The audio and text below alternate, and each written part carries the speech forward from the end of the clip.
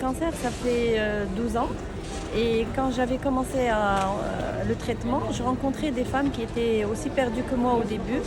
Et je voulais absolument partager mon expérience pour qu'elles sachent quel était le parcours qu'elles allaient traverser et leur laisser un petit message d'espoir. C'est vrai que c'est difficile, mais il faut retrousser ses manches et se battre. Le cancer, c'est une maladie qui est dure, c'est vrai, mais c'est une maladie qui nous fait... on se remet en question, on remet pas mal de choses en question, qui nous change énormément en bon. Et puis le message que je veux vraiment véhiculer, c'est que le cancer ne doit plus être un tabou. Mais alors pas du tout. C'est une maladie lourde, oui, mais on en guérit quand on détecte la maladie très tôt. Et puis qu'on arrête de dire ce poison, cette maladie, ça s'appelle le cancer et il faut le dire et il faut être accompagné. Le soutien psychologique est très important.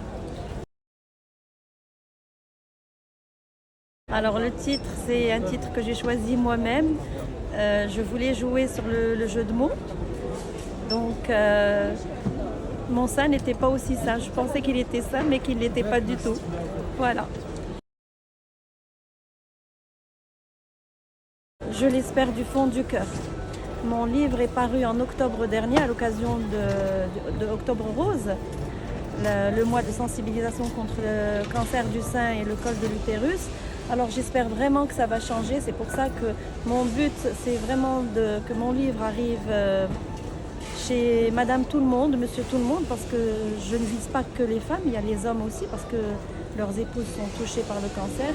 Et donc le message, c'est que c'est le soutien psychologique. Et j'aimerais bien, si c'est possible, d'en faire un film ou bien un documentaire pour que ça arrive au maximum possible de public.